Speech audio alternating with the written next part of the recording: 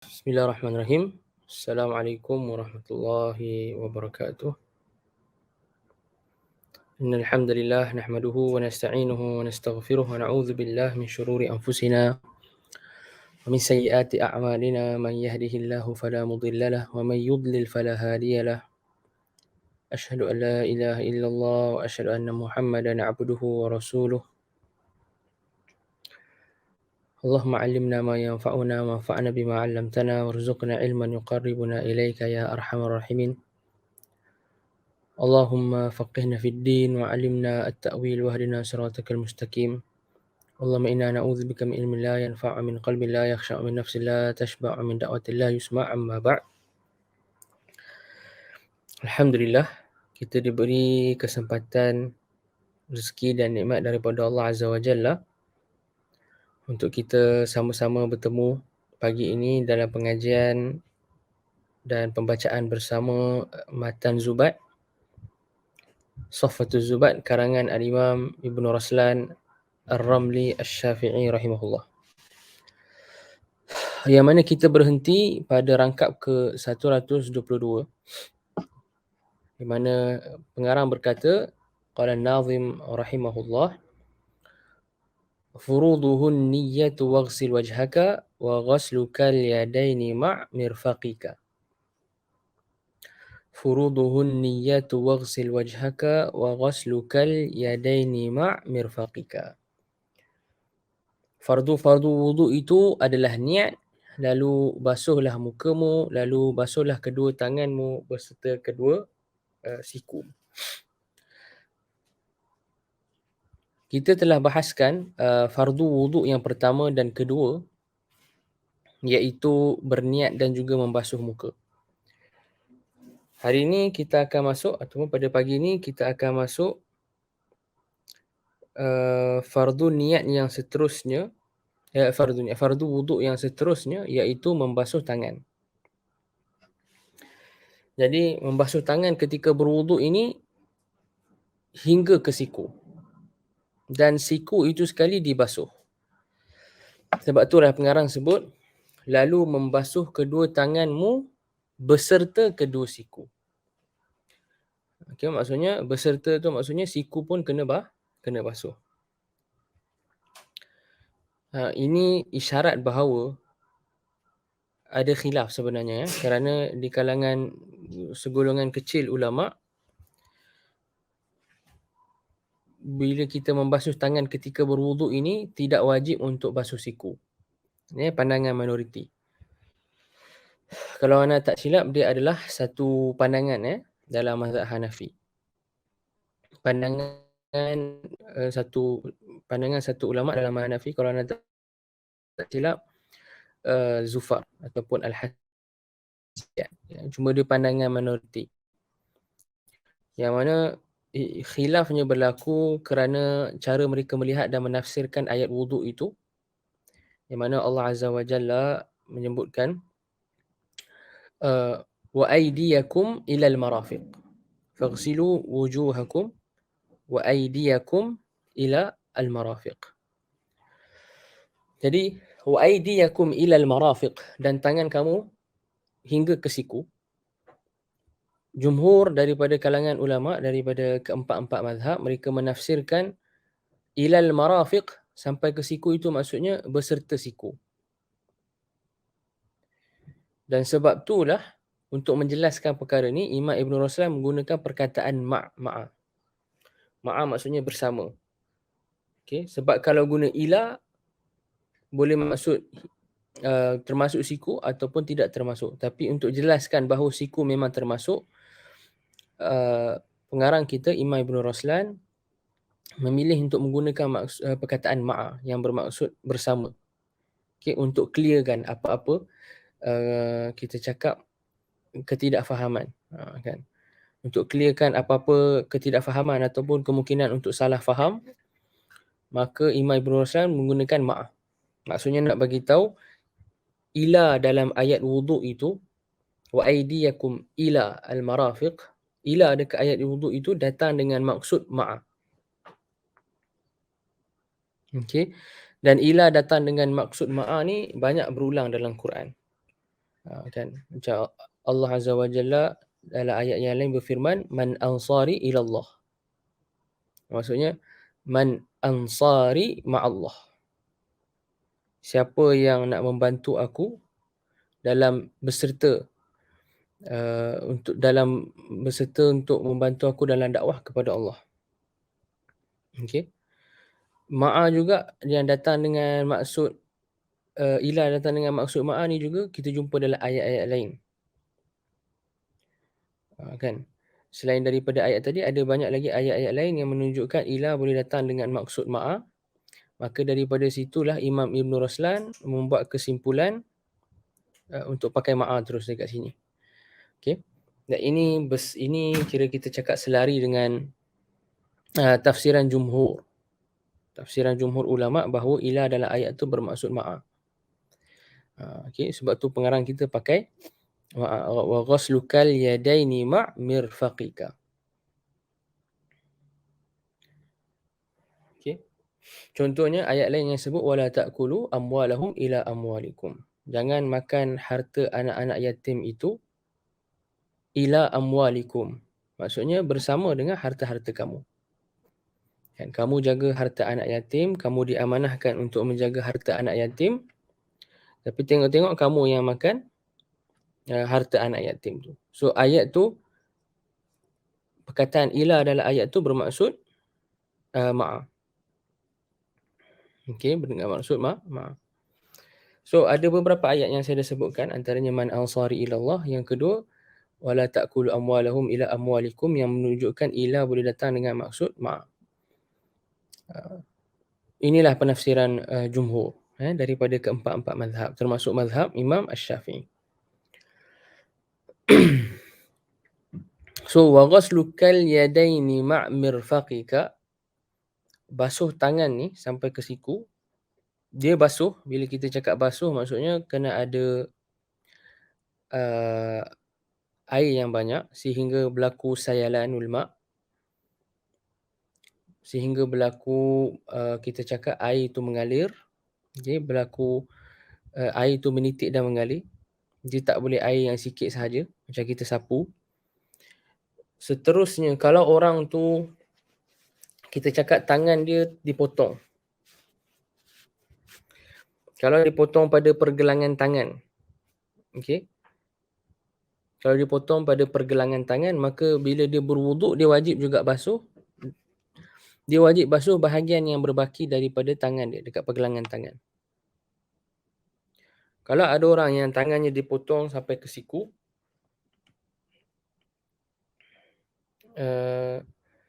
tangan dipotong sampai ke siku, maka dia pun akan diwajibkan juga untuk basuh apa yang berbaki. Kalau sampai ke siku, dekat situ, dekat sendi siku tu, dia kena basuh. Okay, dekat sendi siku tu yang dia kena basuh. Kalau dia kena potong lebih, contohnya dekat atas ni, dekat bahu, dekat di antara bahu dengan siku ni, ataupun dia memang hilang sampai ke bahu terus tangan dia, maka waktu tu sunat. Waktu tu sunat untuk membasuhkan apa yang berbaki. Okey. Jadi ada beza. Kalau dia kena potong dekat pergelangan ni, wajib. Kalau dia kena potong dekat pergelangan, dia wajib basuh apa yang berbaki. Kalau dia kena potong dekat siku, dia wajib basuh apa yang berbaki dekat ni, sendi siku ni. Kalau dia kena potong lebih daripada siku, ataupun tangan dia hilang lah lebih daripada siku, kat sini, dia sunat, tak wajib sunat. Kalau sampai ke bahu pun sunat juga. Sunat supaya ada daripada anggota wuduk dia yang tidak terlepas daripada kena wuduk. Maksudnya sunat tu supaya nak pastikan dekat tangan dia adalah kena juga air wuduk. Kan, daripada tak ada kena langsung, nak bagi ada kena juga air wuduk, maka disunatkan. Dalam perbahasan basuh tangan juga, sampai ke siku ni, ulama ada bahaskan tentang macam mana kalau orang itu di bawah kukunya ada kotoran. di bawah kuku dia atau dekat kuku dia ada kotoran. Okey, ada kotor. Adakah sah wuduknya? Kerana di dalam mazhab Syafi'i, bawah kuku ni dianggap kulit. So air pun kena sampai lah. Bawah kuku ni dianggap kulit juga, so air kena sampai. Dan biasanya air memang sampai lah. Kita tak perlu bersusah-susah pun, biasanya air memang sampai.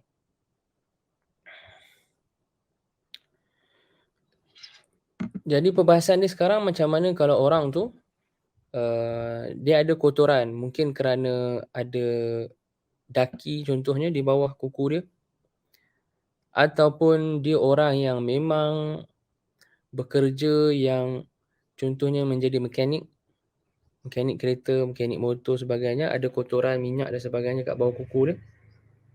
Kan orang-orang macam ni macam mana?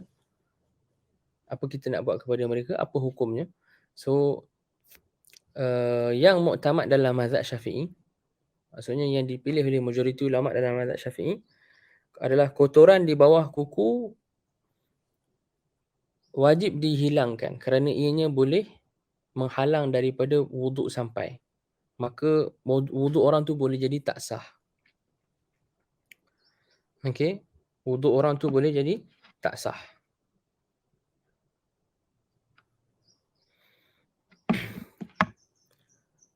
Ini yang dipilih oleh muktamad dan majoriti ulama dalam mazhab kita, mazhab al-Imam Asy-Syafi'i.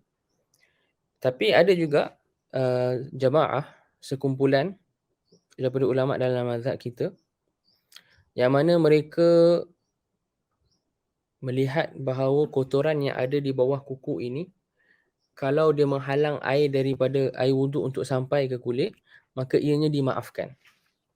Ianya dimaafkan, maksudnya wuduk orang tu tetap sah. Okay, maksudnya wuduk orang tu tetap sah.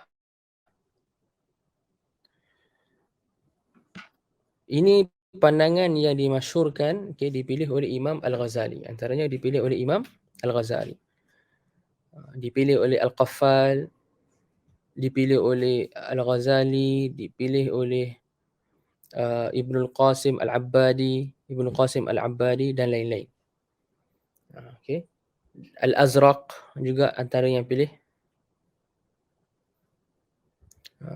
So itu pandangan jemaah. Okay. Dan pandangan jemaah daripada ulama mazhab Syafi'i ini tak ada masalah untuk kita taklid lah. Okay. Tak ada masalah untuk kita taklid. Kalau ada orang nak taklid pandangan jemaah daripada mazhab Syafi'i yang kata kotoran di bawah kuku itu dimaafkan pun tak ada masalah.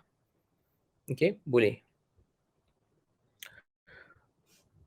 Seterusnya, setelah kita habis perbahasan tentang membasuh tangan, perbahasan seterusnya ialah wa mashu ba'dir ra'si thumma ghsil wa'um rijlaika ma' ka'baika wa tartibu thum. Okey. Wa mashu ba'dir ra'si thumma ghsil wa'um rijlaika ma' ka'baika wa tartibu thum. Seterusnya dalam wuduk ni, rukun yang seterusnya dalam wuduk adalah mashu ba'dir ra's. Menyapu sebahagian kepala, mengusap lalu mengusap sebahagian kepala, basuh dan ratakanlah kedua kakimu beserta kedua mata kakimu, kemudian tertib. Mata kaki ni kita cakap buku lali. Mata kaki ni kat sini maksud dia buku lali. Lalu mengusap sebahagian kepala, kemudian kakimu beserta dan ratakanlah. Basuh dan ratakanlah kedua kakimu beserta kedua mata kakimu. Maksudnya beserta kedua buku lali. Okey, beserta kedua buku lali. Jadi tentang perbahasan sapu kepala ni, yang wajib kita bahas yang wajib dalam mazhab Syafi'i adalah mengusap sebahagian kepala. Mengusap sebahagian kepala.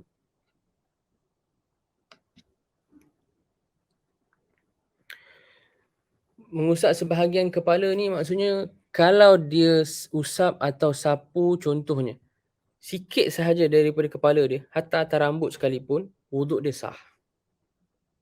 Wuduk dia sah.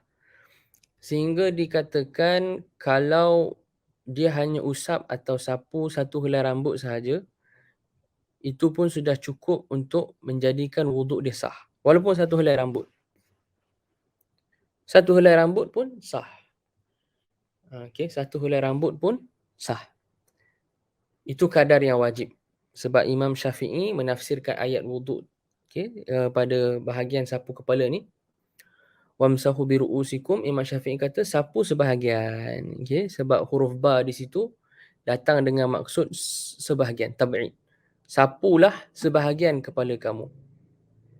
Okey, wamsahu biru'usikum, sapulah sebahagian kepala kamu.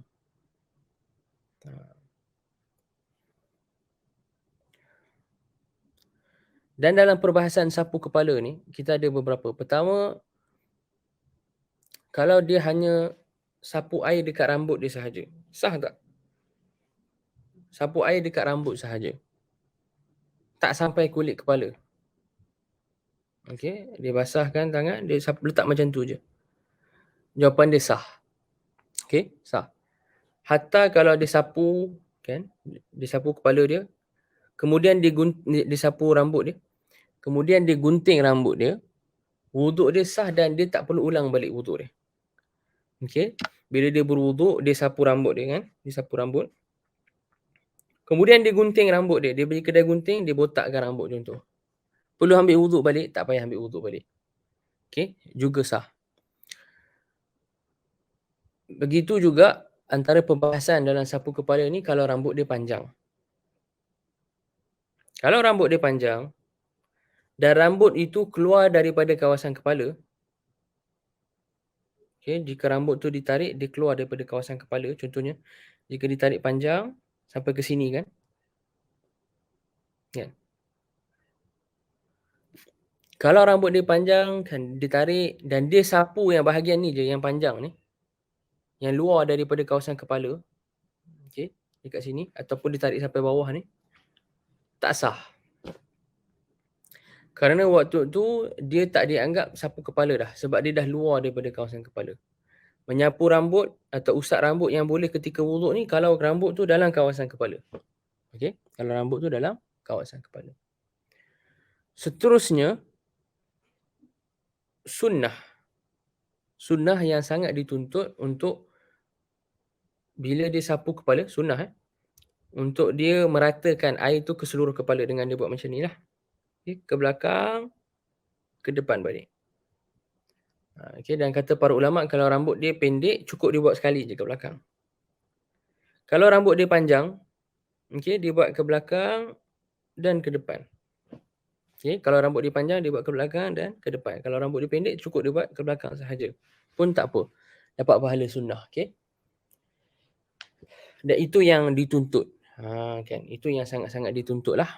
Kerana ada mazhab lain yang mewajibkan untuk sapu semua kepala. Okay.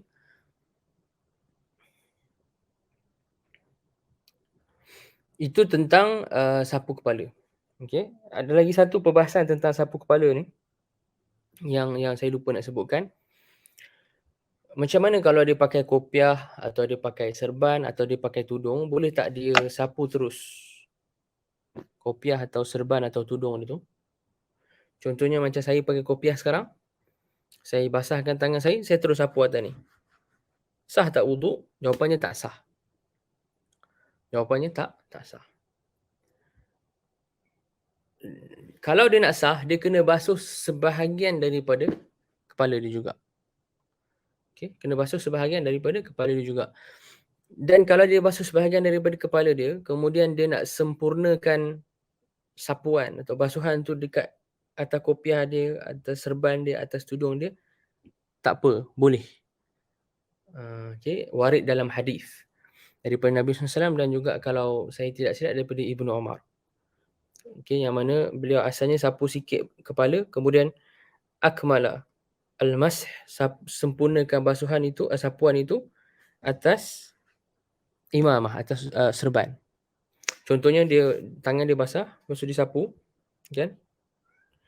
Kemudian dia sapu yang lebih, dia dah basuh kepala dia ni, sapu yang ni. Selebihnya dia sapu ke atas, kopiah atau serban atau tudung. Tu boleh. Tu pun boleh. Tapi kena ada lah. Kena basuh dulu lah sikit. Okey.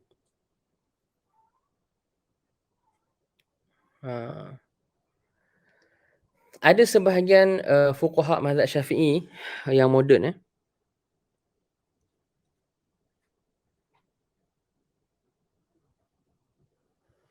okey. Daripada fuqaha mazhab Syafi'i yang moden, mereka melihat, cuma pandangan ni ana rasa tak masyhur sangat di kalangan fuqaha moden Mereka melihat kalau dia sapu air atas tudung atau kepala, atas tudung atau serban atau kopiah dia, sapuan tu boleh jadi sah jika air tu masuk, tembus tudung, tembus serban, tembus kopiah dia, jatuh kat rambut dengan kepala dia. Ada yang cakap boleh. Cuma setawanan ni tak masyhur. Okey, ana ada baca ini pandangan Syekh Amjad Rashid hafizahullah. Cuma ana tak jumpa fuqaha lain yang moden kata macam tu. Wallahu alam. So itu tentang sapu kepala. Dan bagus juga untuk kita tahu dalam mazhab al-Imam Asy-Syafi'i, telinga tak dianggap sebahagian daripada kepala. Okey, telinga tak dianggap sebahagian daripada kepala. Maka hukum basuh telinga ketika wuduk dalam mazhab Syafi'i hukumnya sunat. Ada mazhab yang melihat telinga tu sebahagian daripada kepala. Jadi mereka mewajibkan basuh telinga ketika wuduk. Dan mereka menganggap telinga itu satu juzuk. Okey, satu juzuk maksudnya sebahagian daripada kepala. Ini merupakan pandangan mazhab al-Imam Ahmad bin Hanbal, mazhab Hanbali yang mana mereka berpegang kepada hadis Nabi SAW bersabda, al-udhunan minar ra's. Kedua telinga itu adalah daripada kepala. Cuma hadis al-udhunan minar ra's ini didhaifkan oleh ramai ulama hadis lah, oleh beberapa ulama hadis. Okey, so mazhab Syafi'i tak ambil. Ala kulli hal, Imam Ahmad melihat hadis tu okey, ataupun hadis tu dhaif, tapi Imam Ahmad dahulukan juga sebab dia antara usul mazhab Imam Ahmad ni. Hadis dhaif dipakai dalam bab hukum antara usul. Terutamanya dhaif yang lebih kepada, yang hampirlah kepada tahap yang kuat macam mursal. Mursal ni dia dhaif yang paling kuat. Dia dhaif yang paling kuat. Sebab mursal ni dia adalah hadis yang seorang tabi'in meriwayatkan terus daripada Nabi SAW. Tabi'in bila diriwayatkan terus, so mursal ni hadis yang keguguran. Ada gugur perawi dalam sanad tu di antara tabi'in ke Nabi SAW. Dan biasanya yang digugurkan itu tabi'in yang lain atau sahabat. So mursal ni dianggap dhaif yang paling kuat lah. Dia dhaif tapi paling kuat banding dengan dhaif-dhaif lain. Dan hadis mursal dipakai oleh fuqaha lain selain Imam Ahmad masyhur. So tak ada masalah bagi usul mazhab mereka pun untuk mereka pakai. So mazhab Hanbali dia pakai al-udhunan minar ra's, so dia kata kena basuh telinga lah, wajib. Mazhab Syafi'i cakap sunat. Okey, sunat.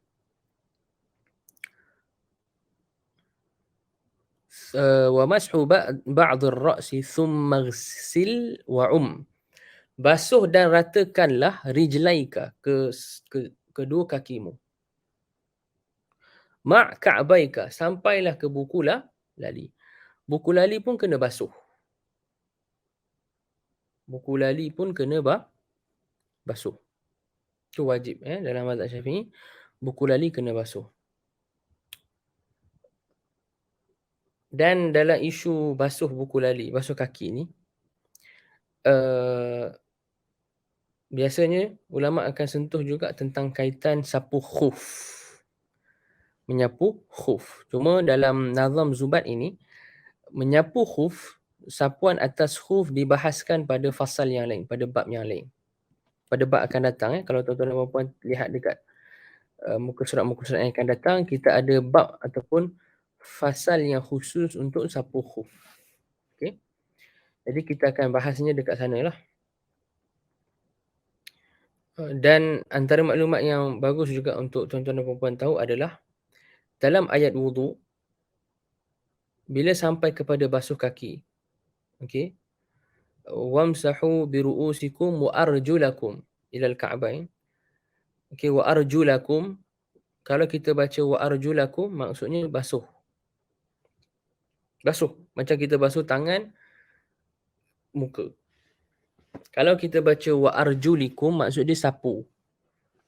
Kerana dia akan dia menjadi dia akan ataf kepada sebelum dia, iaitu sapu kepala.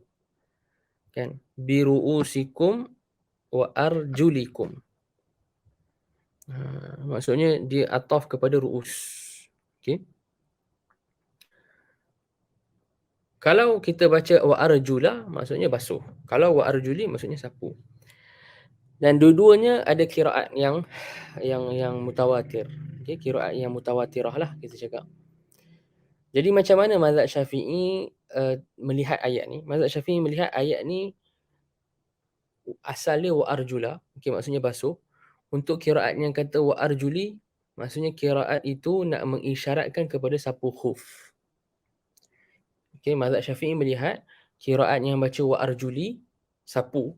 Sapu tu nak isyarat kepada hukum hakam sapu khuf, al-mashu 'alal khuffain. Okey. So itu cara mazhab Syafi'i lihatlah. Kemudian tertib.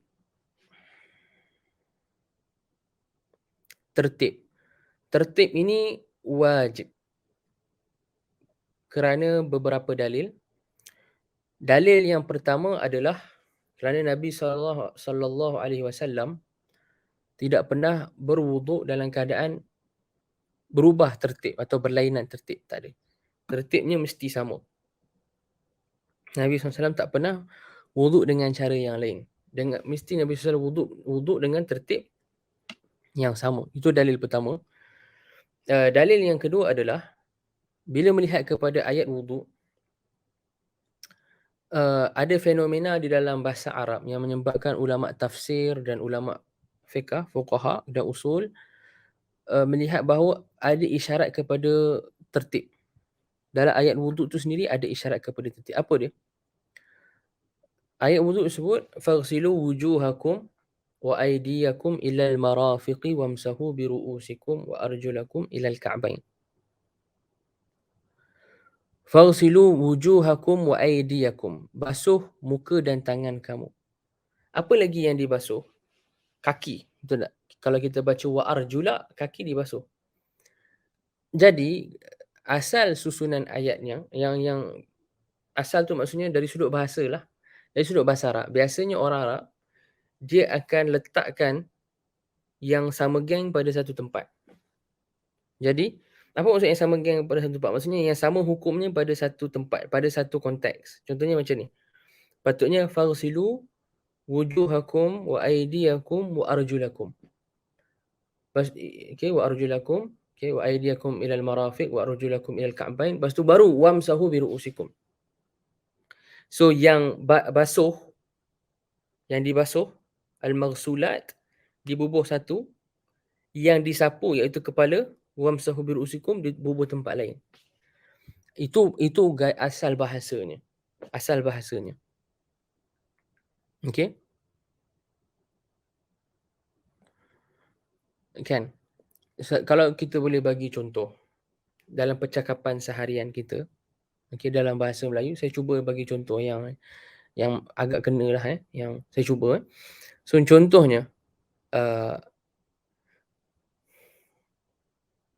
yang masuk kelas sekali, katakanlah ada 3 orang pelajar yang dia masuk kelas pada masa yang sama. Ada seorang pelajar yang keempat dia masuk kelas lambat. Pelajar yang 3 orang yang masuk sama ni namanya Ahmad, Abu, apa lagi kita ambil, Akram contoh. A lah, 3A. 3A ni dia masuk kelas serentak. Ahmad dia masuk kelas awal. Serentak dan awal. Ahmad, Abu, Akram. Ahmad, Abu, Akram dia masuk kelas, 3 orang ni masuk kelas serentak dan pada awal kelas. Ada orang ketiga, orang keempat nama dia Zaid, dia masuk kelas lambat. Masuk kelas lambat. Jadi asalnya kalau saya cakap apa? okey, telah datang Ahmad, Abu dan Akram. Okey. Ahmad, Abu, Akram. Kemudiannya Zaid, contoh. Kemudiannya Zaid. Contohlah, kemudiannya Zaid. Ahmad, Abu, Akram, kemudiannya Zaid. Tapi kalau saya tiba-tiba saya masukkan Zaid itu sekali, saya cakap telah datang Ahmad, Abu, Zaid, Akram. Dia jadi pelik. Ahmad, Abu, Zaid, Akram. Zaid yang sepatutnya datang lambat, saya golongkan sekali dalam geng tu. Sepatutnya memandangkan dia datang lambat, hukum dia lain, kita pisahkan. Tapi ini saya masukkan juga. Itu yang berlaku pada ayat wuduk. Lebih kurang lah. Okay, taklah tepat sangat contoh saya bagi ni, tapi lebih kurang. So pada ayat wuduk, kita ada 3 yang dibasuh. Basuh muka, basuh tangan, basuh kaki. Patutnya basuh muka, tangan dan kaki, kita golong satu. Lepas dah habis sebut tu, baru kita sebut yang lain. Yang hukumnya lain. Kan?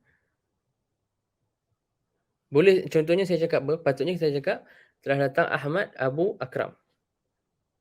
Dan Zaid. Contoh. So, saya sebut dan Zaid. Nampak tak? Ahmad, Abu, Akram. Dan Zaid. Kenapa saya dan Zaid? Kenapa saya pisahkan dia? Sebab Zaid hukum lain. Zaid saya cakap tadi, dia datang lambat. Betul tak? Ahmad, Abu, Akram yang datang awal dan serentak. So, saya cakap, telah datang Ahmad, Abu, Akram dan Zaid. Patutnya macam tu. Kalau saya masukkan juga, telah datang Ahmad, Abu, Akram, Zaid sekali, itu bukan gaya asal dalam percakapan, dalam bahasa Arab dan bahasa Melayu kita lah, dalam mana-mana bahasa. Sebab dia hukum yang berbeza kan. Zaid datang lambat. Jadi kalau dia masukkan juga, maka mesti ada sebab. Orang tak buat saja-saja. Kan? Sebab asalnya kita pisahkan. Kalau dia masukkan juga, mesti ada sebab dan faedah. Okay, mesti ada sebab dan faedah. Melihat kepada ayat wuduk, ulama mengatakan bahawa sebab dan faedah kenapa tiba-tiba basuh kan, muka, tangan, basuh muka, basuh tangan, basuh sapu kepala, betul tak? Kemudian basuh kaki. Diselitkan sapu tu di antara basuhan. Kenapa macam ni? Kenapa dia langgar daripada cara asal percakapan, okey, dalam bahasa ni? Ulama kata mesti ada sebab dan mesti ada faedah. Maka ulama tafsir kata sebab dan faedah dia adalah sebab Al-Quran nak bagi tahu kat kita ada tertib. Tertib itu mesti diikuti, iaitu basuh sapu, basuh muka, basuh tangan, kemudian sapu kepala, basuh baru kaki. Basuh baru basuh kaki. Okey. Basuh muka, tangan, sapu kepala, basuh baru basuh kaki. So faedah dan sebab kenapa dimasukkan sapu dekat tengah-tengah tu di antara basuh dengan basuh, kan, basuh tangan dengan kaki, kerana faedah tertib. Sebab asalnya orang tak cakap macam tu. Dan asalnya orang Arab pun dalam bahasa Arab tak buat macam tu, ya. Jadi bila Al-Quran buat dan Al-Quran ini tidak sia-sia, apa sahaja yang dalam Al-Quran tu tidak sia-sia, maka pasti ada sebab dan hikmah dan faedah, ya. Maka kata para ulama tafsir, sebab dan hikmah dan faedah dia adalah kerana nak bagi tahu ada tertib. Ada tertib, okey? Ada tertib. Setelah itu pengarang masuk kepada syarat, syarat sah wuduk. Wuduk memiliki 5 syarat. Lahu syurutu khamsatin. Tahuru ma wa kaunuhu mumayyizan wa muslima. Saya cek sekejap, yang lahu syurutu khamsatin. Saya cek sekejap. Sebab saya ingat saya lahu syurutun khamsatun. Tapi di sini dia kata lahu syurutu khamsatin. Sekejap,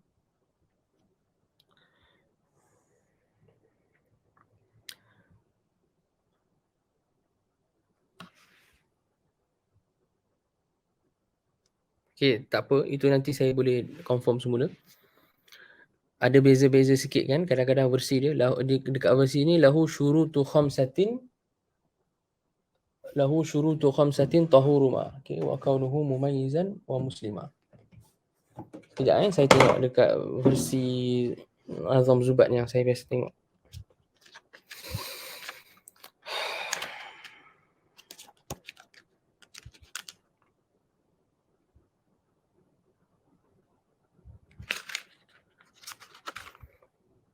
Okey. Yang biasa saya jumpa, okey, yang biasa saya jumpa dan yang saya ingatlah, yang saya hafal, lahu syurutun khamsatun. Okey, lahu syurutun khamsatun. Lahu syurutun khamsatun tahuru ma wa kaunuhu mumayyizan wa muslima. Tapi dalam yang versi yang ada dekat sini, lahu syurutu khamsatin. Okey, wallahu alam. Kena check balik mana yang lagi tepat. Tapi setahu saya yang versi yang ada dekat Darul Minhaj, cetakan Darul Minhaj lagi baguslah. So dalam cetakan Darul Minhaj dia lahu syurutun khamsatun tahuru ma wa kaunuhu mumayyizan wa muslima. Okey. Wuduk memiliki 5 syarat. Maksudnya 5 syarat sah. Pertama, sucinya air. Tahuru ma. Maksudnya ma'un tahur. Asalnya tahuru ma'in. Tahuru ma'in. Ma ni ma. Okey, dibuang hamzah di tashil Tahuru ma. Okey. Dia min bab idafati as-sifah ila al-mawsuf. Min bab idafati as-sifah ila al-mawsuf. Asalnya ma'un tahur. Tahur asalnya sifah. Ma mausuf. Sekarang ni diubah menjadi frasa tu menjadi bentuk dia mudhaf mudhafun ilaih. Tahuru ma'in. Dan dia adalah idafah dari sudut mengidafahkan sifat kepada mausuf. Okey, min bab idafati sifah ila al-mausuf. Okey. Silap. Min bab idafati al-mausuf ila sifah. Min bab idafati al-mausuf ila as-sifah. Min bab idafati as-sifah ila al-mausuf, afwan. Min bab idafati as-sifah, tahur tu sifah, ma tu mausuf. Okey, afwan min bab idafati as-sifah ila al-mausuf. So lahu syurutun khamsatun tahuru ma. Asalnya ma'un tahur. Okey, kemudian dia ubah jadi tahuru ma idafah min bab idafati as-sifah ila al-mausuf, iaitu air yang suci. Syarat kedua, wa kaunuhu mumayyizan. Orang yang berwuduk itu mumayyiz. Yang ketiga, muslim. Syarat pertama, air yang suci kita dah belajar. Air yang suci dekat sini maksudnya air yang bila kata tahur maksudnya dia suci dan menyucikan. Air mutlak. Okey, kita dah belajar. Syarat kedua kata mumayyiz. Mumayyiz. Okey. Kena mumayyiz. Apa dia mumayyiz? Mumayyiz ini datang sebelum seseorang itu baligh. Dan mengikut Al-Imam Asy-Syafi'i dalam Al-Um, Imam Syafi'i ada bagi formula beliau tersendiri untuk mumayyiz apa. Kata Imam Syafi'i, mumayyiz ni yang boleh makan sendiri, minum sendiri, buang air sendiri. Kita ada dengar ulama kata mumayyiz ni yang boleh bezakan yang baik dan buruk. Kita dengar ulama kata mumayyiz ni yang boleh bezakan contohnya batu dengan gunting. Batu dengan pisau contoh. Benda yang bagus, yang tak bahaya dengan bahaya contoh. Macam-macam lah. Ada cara yang ulama bagi untuk kata apa dia mumayyiz ni. Cuma yang Imam Syafi'i sebut, Imam Syafi'i sendiri sebut radhiyallahu anh, mumayyiz adalah boleh makan sendiri, minum sendiri, pergi tandas, qada hajat sendiri. Qada hajat, pergi tandas, buat urusan dia sendiri. Itu mumayyiz. Okey, itu kata Imam Syafi'i dalam Al-Um. So disyaratkan orang yang nak berwuduk ni kena mumayyiz. Itu dhabit dia lah di sisi Imam Syafi'i. Walaupun dhabit-dhabit yang lain, maksudnya cara tafsiran-tafsiran lain yang ulama bagi, mumayyiz ni boleh beza baik buruk, mumayyiz ni boleh beza di antara batu dengan pisau lah apa semua tu. Itu pun okey. Bukan salah. Cuma kita cakap yang Imam Syafi'i bagi tu, kita ambil afdal lah sebab dia imam mazhab kan. Wa musliman, dan dia muslim. Dia kena muslim. Sebab apa? Sebab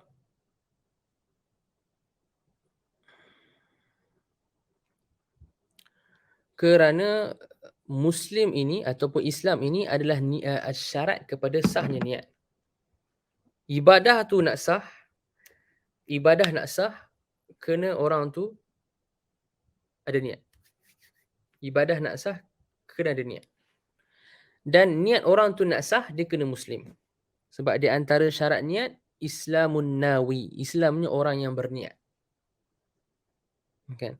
Dan tuan-tuan dan puan-puan pun dah sedia maklum dalam bab niat kita belajar kan. Dalam perbahasan niat kita belajar ada 7 perbahasan. Salah satunya adalah Islamnya niat.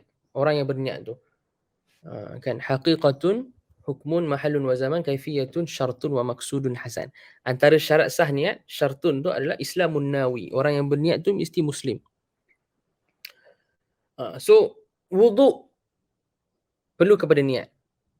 Niat perlukan kepada orang tu Muslim. Niat perlukan orang tu Muslim. Maka syarat sah wuduk kena Muslim lah. Antara syarat sah wuduk kena Muslim. Kan? Apa-apa ibadat untuk dia sah kena ada niat, dan untuk niat tu sah dia kena Muslim. Ulama ada kecualikan 4 atau 5 kes sahaja. Okay? Yang mana tak payah orang yang berniat itu Muslim. Okay? 4 atau 5 kes sahaja. Tuan-tuan dan puan-puan boleh cari maklumat ni dalam kitab nama dia Al-Mawakib Al-Aliyah oleh Al-Allamah Abdul Hadi Al-Abyari. Al-Allamah Al-Abyari. Abdul Hadi Al-Abyari kalau tak silap. Al-Mawakib Al-Aliyah. Dia sebut pengecualian bagi disyaratkan orang yang berniat tu Muslim. Ada 3-4 pengecualian. 4-5 pengecualian macam tu. Sebab asalnya niat ni nak sah, niat tu mesti diniatkan oleh seorang yang Muslim. Itu kaedah asal, konsisten. Semua ibadah macam tu. Kecuali 3-4 situasi je tak payah. Apa contohnya? Apa satu situasi yang kita nak ambil contoh ni? Contohnya, dalam mandi wajib,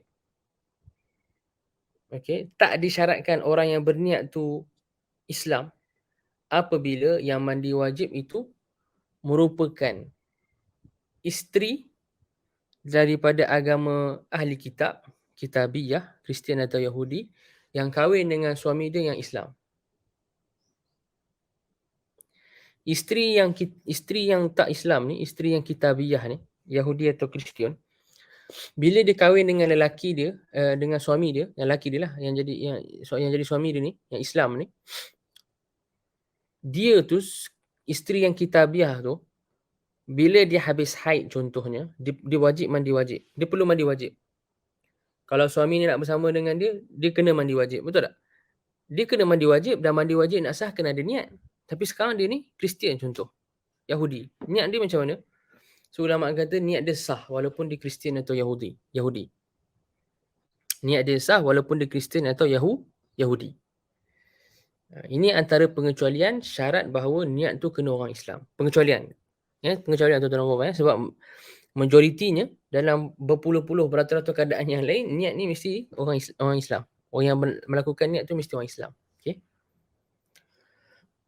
وَعَدَمُ الْمَانِعِ مِنْ وُصُولِ مَاءٍ إِلَى بَشَرَةِ الْمَغْسُولِ.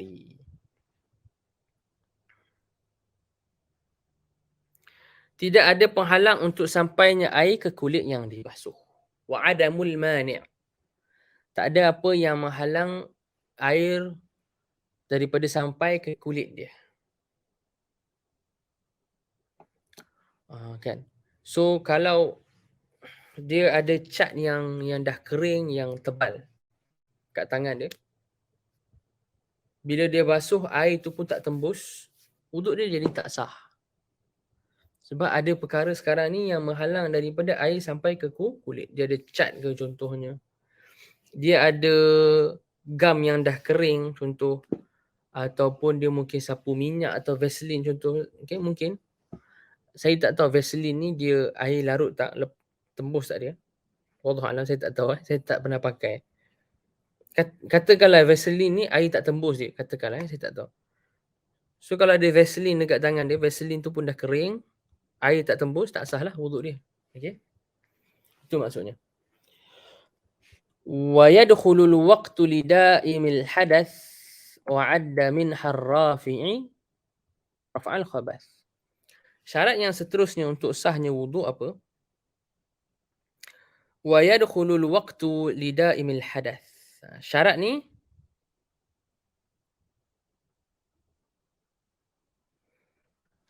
khas untuk orang yang daimil hadath. Okay, kita baca apa dia? Dan masuk waktu bagi orang yang berhadas terus menerus. Orang yang terus menerus berhadas. Orang yang terus menerus berhadas ini, tuan-tuan dan puan-puan yang dirahmati Allah sekalian, kita panggil dia daimul hadas. Orang yang daimul hadas ni siapa? Wanita yang istihadah, okay, mustahadah. Orang yang kencing tak lawas, orang yang kentut tak lawas. Okay, dan yang seumpama dengan dia. Salisul rih, kentut tak lawas. Salisul baul, kencing tak lawas. Mustahadah, perempuan yang dalam istihadah. Maksudnya darah keluar lagi. Tapi bukan darah haid, darah penyakit. Darah sakit. Mustahadah. So mustahadah, salisul baul, salisul rih, ini geng daimul hadas. Untuk orang macam mereka ni ada syarat ekstra. Apa dia? Dan masuk waktu bagi orang yang berhadas terus menerus. Untuk orang yang daimul hadas, bila anda sebut daimul hadas, tuan-tuan dan puan-puan kena ingat. Mustahadah, kencing tak lawas, kentut tak lawas dan yang seumpamanya. Ya. Untuk orang yang daimul hadas ni, untuk wuduk dia sah, kalau untuk solat fardu, dia kena wuduk lepas masuk waktu. Dia kena wuduk lepas masuk waktu. Zuhur masuk 1:30 contohnya, dia kena wuduk lepas 1:30. Dia tak boleh wuduk pukul 1.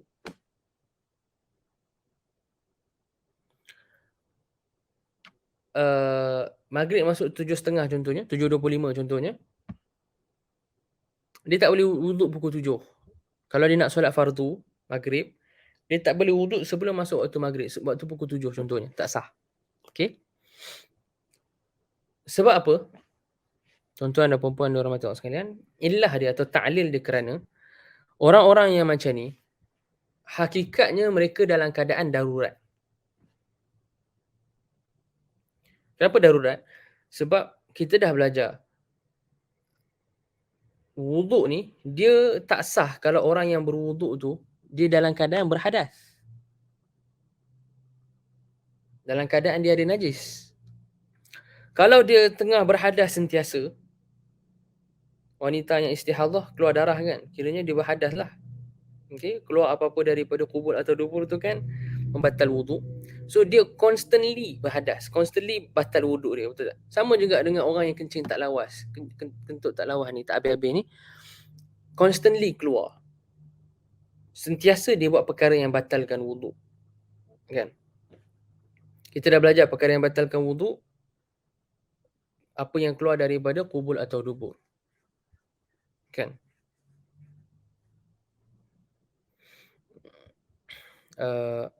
Macam disebut dekat dalam Zubat lah yang sebelum ni, mujibuhul khariju min sabili ghaira maniyin mujibut taghsili. Perkara yang mewajibkan wuduk ni al khariju min sabili, yang keluar daripada kedua jalan. So sebenarnya wuduk dia tengah batal sentiasa. Okey.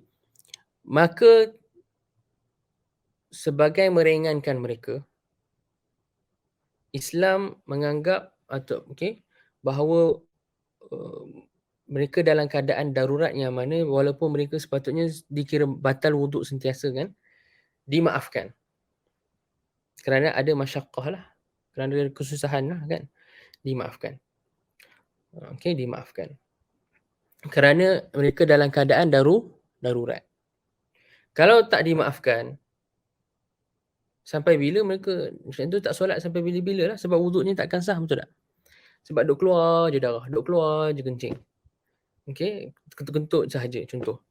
So takkan solatnya tak sah sampai bila-bila, okey? Ataupun sepanjang dia diuji dengan daimul hadas tu.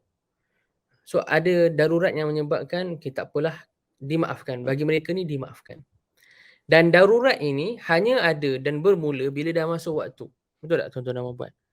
Sebab orang tu hanya wajib solat bila dah masuk waktu. Dia wajib zuhur bila dah masuk zuhur. Sebelum masuk zuhur dia tak wajib zuhur lagi. Bahkan dia tak sah pun untuk solat zuhur. Untuk masa yang akan datang, betul tak?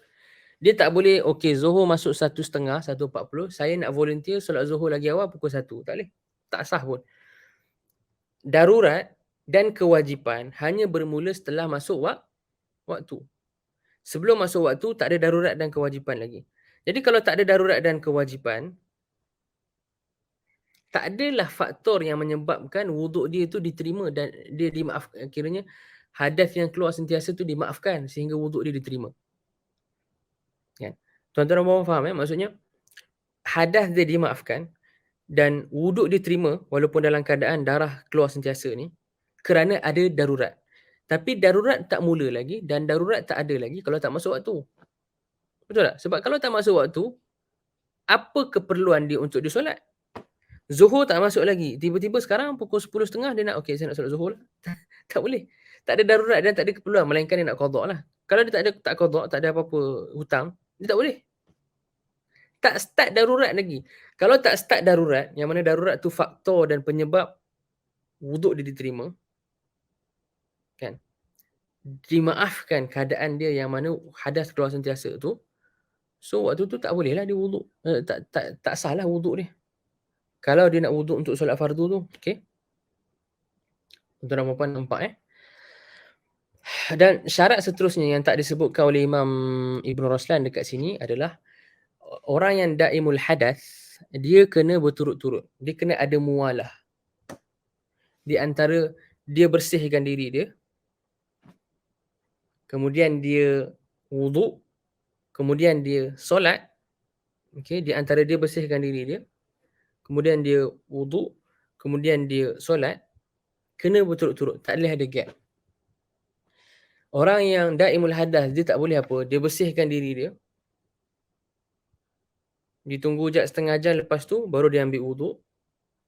Lepas dia ambil wuduk, dia tunggu jap setengah jam lepas tu, baru dia solat. Tak boleh, tak sah.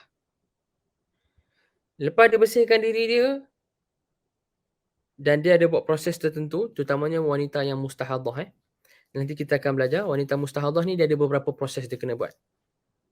Ada perbahasan tentang memasukkan kapas, ada perbahasan tentang memakai asub, taksib. Ataupun zaman moden lebih kurang macam pad. Okay, ada perbahasan dia lah. Dia ada benda-benda yang dia kena buat dalam dia punya bersihkan diri dia. Lepas dia dah buat, lepas dia dah bersihkan diri dia tu, dia wajib wuduk terus. Contohnya wanita yang mustahadah, dia wajib wuduk terus. Dia tak boleh, dia dah bersihkan diri apa dia semua, dia dah pakai pad lah apa semua kan. Kemudian setengah jam lepas tu baru dia wuduk. Okay. Lepas dah wuduk, setengah jam lepas tu pula baru dia solat. Tak boleh. Dia kena ada mualah. Mualah tu maksudnya lepas dah dia bersihkan diri dia, dia terus wuduk. Lepas dia terus wuduk, dia terus solat. Okay. Dan adalah perincian dia tuan-tuan dan puan. Ini yang saya bagi umum. Perincian dia dekat bahagian yang kita jumpa dia nantilah, dekat bahagian istihadah. Okay. Ulama ada perincikan lah. Bila keadaan yang mana dia boleh lewatkan solat setelah dia wuduk contoh. Okay, dia boleh lewatkan solat setelah dia berwuduk bagi wanita yang mustahadah yang daimul hadas ni apabila contohnya dia menunggu jemaah untuk datang ke masjid, contohnya menjawab azan. Ni soalan lah dia punya perincian. Poin dia adalah untuk orang yang daimul hadas ada dua syarat, iaitu berwuduk setelah masuk waktu, dan hukum asal dia lepas dia wuduk dia terus solat. Dia sucikan diri dia dengan proses tertentu, kemudian dia wuduk, kemudian dia terus solat. Okay? Mualah dia panggil. Dan dua syarat ni, mualah dan juga dukhulul waqt ni, mualah dan dukhulul waqt ini tak disyaratkan dalam wuduk bagi orang yang sihat, orang yang tak ada penyakit, orang yang tak daimul hadas. Orang yang tak ada penyakit, orang yang sihat ini, yang tak ada daimul hadas, wuduk mereka, taharah mereka, ulama panggil wuduk atau taharah rafahiyah. Istilah dia. Wuduk ataupun taharah rafahiyah. Okay, wuduk ataupun taharah rafahiyah. Okay. Syarat terakhir, last bagi wuduk adalah wa'adda minha rafi'i raf'al khabas.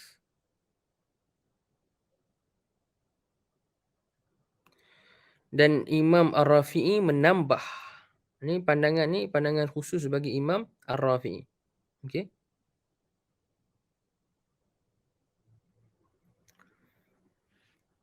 Pandangan ini khusus bagi Imam Ar-Rafi'i. Abul Qasim. Okey, Abdul Karim Ar-Rafi'i. Imam besar dalam mazhab kita, sangat alim, faqih dan muhaddis. Dikatakan Imam Rafi'i ni, yang mungkin ramai orang tak tahu, lebih mahir, hebat dalam hadis daripada Imam Nawawi. Dikatakan Imam Ar-Rafi'i ni dalam hadis lebih kuat daripada Imam Nawawi. Imam Rafi'i ni muhaddis yang masyhur. Kalau baca biografinya, tuan-tuan dan puan nampak sangat. Dan kitab beliau dalam fiqh yang paling masyhur Al-Aziz ataupun Fathul Aziz. Syarah Al-Wajiz. Okey. Imam Rafi'i ni dia dekat dengan Imam Nawawi. Dia sebelum Imam Nawawi sikit. Sebelum, berapa puluh tahun sebelum Imam Nawawi. Dan Imam Nawawi sangat menghormati dan memandang tinggi Imam Rafi'i. Dan bila Imam Rafi'i dan Nawawi sepakat, itulah jadi muktamad mazhab. Kalau mereka tak sepakat, Imam Nawawi punya pandangan tu jadi muktamad mazhab. Kalau Imam Nawawi sendiri di kalangan pandangannya ada khilaf, dia akan lihat kepada, kita kena lihat kepada sama ada kitabnya yang paling terkemudian atau kita lihat kepada ulama yang datang lepas tu. Zakaria Al-Ansari, Khatib Asy-Syirbini, Ibnu Hajar Al-Haytami, Syihab Ar-Ramli. Okay, dan seterusnya. Batch bawah. So, Imam Rafi'i ni, Abdul Qasim Abdul Karim Ar-Rafi'i, muhaddis ulama yang masyhur, dan beliau ada kitab yang utama dalam mazhab kita. Dia ada banyaklah kitab yang beliau karang. Yang utamanya Al-Aziz ataupun dipanggil Fathul Aziz. Syarah Al-Wajiz. Al-Wajiz ni kitab Imam Ghazali dalam fiqh. Kitab Imam Al-Ghazali ya. Yang asalnya gurunya Imamul Haramain, Abdul Ma'ali Al-Juwaini karang Nihayatul Matlab. 22 jilid, 24 jilid. Kemudian Nihayatul Matlab ni diringkaskan oleh Imam Ghazali dalam Al-Basit. Al-Basit tu pula kemudian diringkaskan dalam kitab nama dia Al-Wasit. Lebih kurang 8 jilid, 7 jilid. Al-Wasit ni 8 jilid, 7 jilid. Dan Al-Wasit ni, tuan-tuan dan puan-puan dalam mata sekalian, Imam Nawawi kata dia dah baca 400 kali. Al-Wasit, Imam Ghazali 7 jilid ni. Imam Ghazali kata, Imam An-Nawawi. Imam Nawawi wafat 676, Yahya bin Sharaf, Abu Zakaria An-Nawawi. Imam Nawawi kata beliau dah khatam 400 kali. Al-Wasit. Al-Wasit diringkaskan dalam Al-Wajiz. Al-Wajiz. Al-Wajiz ni disyarahkan oleh ramai sangat ulama syarah. Yang utama yang huraikan dia, Al-Wajiz ni, yang utama huraikan dia ada ulama namanya Ar-Rafi'i ni. Dia karang kitab nama dia Fathul Aziz. 20 jilid lebih kurang juga. 20 jilid Fathul Aziz. Okay? So Fathul Aziz ni kitab Imam Rafi'i utama. Dalam tu banyak dalil yang beliau sebut. Quran, hadis terutamanya, sebab Imam Rafi'i ni pakarlah hadis, muhaddis, sangat banyak hadis, sehingga Fathul Aziz ini banyak hadis yang dipakai untuk menunjukkan ada dalil dalam mazhab Syafi'i. Datang ulama-ulama hadis takhrij hadisnya. Takhrij, mereka saring dan cek hadis yang dalam tu. Antaranya Imam Ibnul Mulaqin dalam Al-Badrul Munir, antaranya Imam Ibnu Hajar dalam At-Talkhis Al-Habir, At-Talkhis Al-Habir dan sebagainya. Okay, dan kitab Al-Aziz tadi, Fathul Aziz yang Imam Rafi'i karang 20 jilid ni, kemudiannya diringkaskan oleh Imam An-Nawawi dalam kitab nama dia Rawdatul Talibin. Rawdah At-Talibin. Rawdah At-Talibin ni pula kemudiannya dibuat komentar dan nota kaki, Hawashi Ar-Rawdah oleh beberapa ulama. Antaranya Jamaluddin Al-Isnawi. Dia ada buat kitab Muhimmat Al-Rawdah. Dan ada ulama namanya Az-Zarkashi. Ada buat Khadimur Rawdah dan Ibnul Iman. Okay? Macam-macam. Senang cerita banyak kitab lah dalam mazhab Syafi'i ni. So pointnya, Imam Rafi'i ni, pandangan peribadi beliau adalah yang beliau tambah, yang tak muktamad lah, tapi kuat Imam Rafi'i, Masya Allah. Untuk sah wuduk, Imam Rafi'i menganggap bahawa kena hilangkan najis dulu. Kena hilangkan najis dulu. Saya bagi contoh. Okay. Orang tu nak berwuduk. Okay, dia dah basuh muka. Dia wuduk, dia basuh muka. Dekat tangan dia ada najis. Tangan dia ada najis. Dia nak kena basuh najis tu dulu. Contohnya dia jirus, basuh najis dulu. Setelah itu baru dia ambil wuduk. Ataupun boleh dia jirus je air sekali. Dia jirus je air sekali. Okay. Dengan niat untuk menghilangkan najis dan mengangkat hadas. Dia jirus air sekali dan memang lepas dia jirus air sekali, najis tu hilang. memang lepas dia jirus air sekali, contohnya najis tu hilang. Okay. Boleh tak dengan dia jirus air tu sekali sahaja, dia niat dua-dua, mengangkat hadas dan menghilangkan najis. Ataupun satu basuhan untuk hilang najis, basuhan seterusnya untuk mengangkat hadas, untuk wuduk. Nampak tak? Satu basuhan untuk menghilangkan najis, satu basuhan untuk mengangkat hadas, ataupun cukup satu basuhan tapi niatkan dua-dua terus, mengangkat hadas dan menghilangkan najis. So Imam Rafi'i kata pandangan dia adalah kena hilangkan dulu najis tu, kemudian ambil basuhan asing untuk wuduk. Imam Nawawi punya pandangan, jika dengan satu jirus tu cukup untuk hilangkan najis, maka dengan satu jirus tu sah untuk mengangkat hadas dan hilangkan najis. 2 in 1. Pandangan Imam Nawawi, tuan-tuan dan puan-puan ingat 2 in 1 tu je. Ar-Rafi'i tak anggap 2 in 1. Ar-Rafi'i menganggap hilangkan najis satu basuhan, wuduk dan mengangkat hadas satu basuhan. Okey? So itu beza antara Imam Nawawi dengan Rafi'i. Ada khilaf lah antara Imam Nawawi dengan Ar-Rafi'i. Yang muktamad yang pandangan Imam Nawawi. Okey? Wallahu ta'ala alam bisawab. Kita berhenti sampai sini. Sampai permulaan kepada sunnah-sunnah wuduk. Sunanul wuduk. Ada soalan?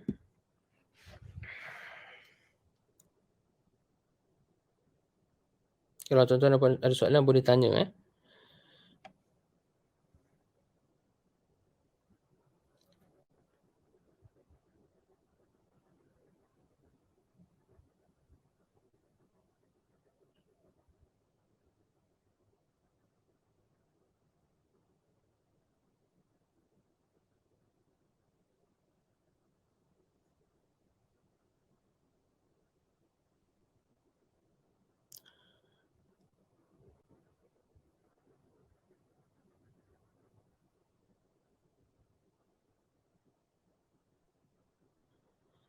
Kalau dimasukkan atau alat sama ada atau alat pendoktoran selesai, bolehkah orang ini bersolat masih lagi di kawasan hospital? Kalau doktor masukkan sesuatu dalam dubur dia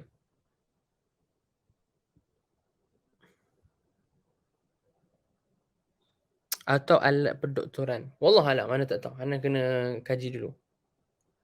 Okey, soalan ni bagus, Ana check dulu. Ana tangkap gambar dulu, Ana catat soalan ni. Soalan ni bagus, wallahualam, Ana tak tahu. Okey. Adakah daimul hadas juga termasuk orang yang pakai stoma, beg najis atau beg air kencing? Seingat Ana ada dijawab oleh Mufti. Mufti KL dulu, Al-Fadhil Dr. Zulkifli Al-Bakri. Sekejap Ana cek fatwa ni.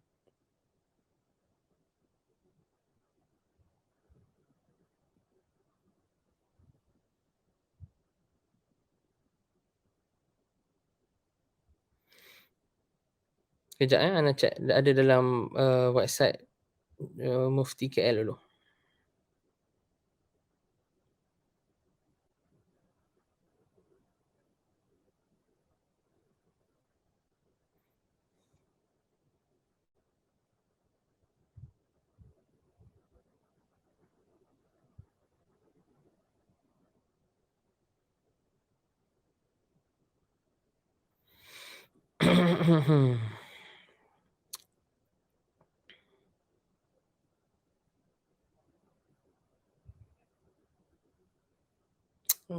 Ada bahas tapi bukan adakah dia kira daimul hadas. Ada bahas dalam website Mufti cara mandi junub lah bagi pesakit yang sentiasa berhadas. Daripada zahir apa yang ada dekat website Mufti ni, dia kira sentiasa berhadas, daimul hadas. Kalau tengok dekat fatwa ni, boleh cari dekat fatwa ni, Irsyad Fatwa 32 ni. Kata pesakit yang sentiasa berhadas biasanya perlu memakai colostomy bag atau continuous bladder drainage. Betul kan? Lebih kurang macam tu kan? Continuous bladder drainage dengan colostomy bag ni kan? Jadi kalau ikut sini, Dr. Zulkifli Al-Bakri kategorikan daimul hadas lah. Dia kata pesakit yang sentiasa berhadas biasanya perlu memakai colostomy bag atau continuous bladder drainage. Betul tak? Sama kan? stoma bag tu. Kalau sama tu dia kira daimul hadath. Ya, dia kira daimul hadath. Ada dalam pejabat mufti punya ni.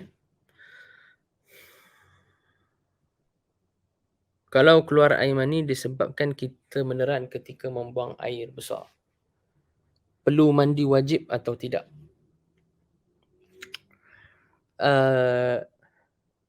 Dia untuk kita hukumkan yang keluar tu air mani, dia kena tengok petanda dia. Sebab boleh jadi bila dia meneran tu, macam yang disebut dalam soalan ni, untuk buang air besar contohnya, yang keluar tu bukan air mani, wadi contoh. Wadi. Sebab ulama ada sebutkan, wadi ni keluar bila kita lepas kencing ataupun lepas kita anggap benda berat. Maksudnya ada tekanan. Boleh jadi yang keluar tu wadi. Maka dia kena tengok sifat. Kena tengok sifat. Kita kategori dia mani kalau dia ada sifat-sifat air mani. Dari sudut dia punya bau dia, dari sudut bila dia keluar ada tadafuk. Tadafuk tu maksudnya tadafuk. Dia memancut. Dan lepas tu ada futurus syahwah. Ada hilang syahwat. Itu petanda dia mani. Kalau tak, maka yang keluar tu boleh jadi wadi. Biasanya wadi lah. Bukan mani. Biasanya wadi yang keluar. Kalau wadi dia najis, macam mazi, najis. Basuh kawasan tu. Okay, faham ada soalan lain?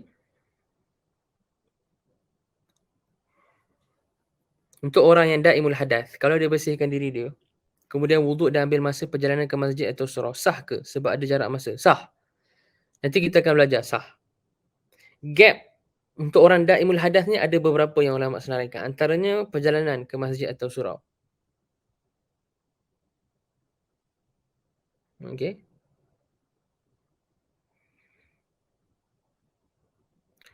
Untuk orang daimul hadath ni, macam mana dengan pakaian? Contohnya dia bekerja, adakah kena tukar pakaian setiap kali untuk solat? Contohnya macam pakaian dalam. Ada dibahaskan dalam isu mustahadhah, perlu tak dia tukar dia punya ta'sib dia, pad dia. Yang muktamad dalam mazhab Syafi'i, sehingga ana, nanti kita akan pergi dengan lagi detail bila sampai bab dia lah. Sehingga ana dalam mazhab Syafi'i, untuk mustahadhah, dia kena tukar pad dia sentiasa setiap kali solat. Tapi ada pandangan lain dalam mazhab kita, pandangan muqabil asah, pandangan kedua yang kuat juga, dia tak payah tukar pad dia. Kalau pad dia okey lagi, boleh dipakai lagi. Adalah syarat dia tapi dia tak payah tukar. Pandangan yang muktamad kata dia kena tukar setiap kali nak solat. Pandangan yang muqabil asah, pandangan kedua dalam mazhab kita yang mungkin mudahkan, dia tak payah tukar. Dia boleh tak payah tukar. Kalau dia pakai pad dia contoh. Dia boleh tak payah tukar. Okey. Jika darah tak ada dekat tepi-tepi pad tu. Maksudnya darah tu dah banyak sangat. Sampai dekat tepi pad, kalau macam tu kena tukar.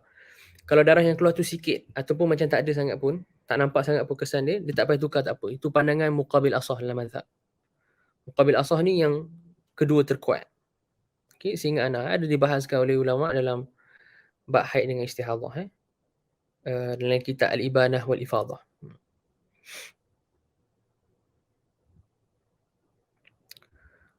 Okey. So sampai situ sahaja. Yang soalan yang pertama nanti saya cuba jawab saya kena cari jawapan lah.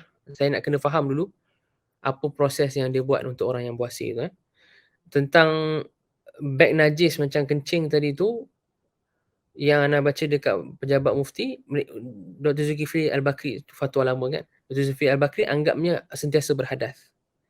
Siapa yang pakai colostomy bag lah apa disebut tadi tu, bladder drainage bag kan, dia anggap sentiasa berhadas. Okey. Wallahu alam.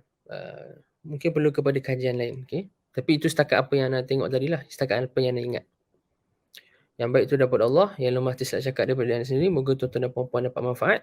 InsyaAllah kita jumpa minggu depan. Assalamualaikum warahmatullahi wabarakatuh.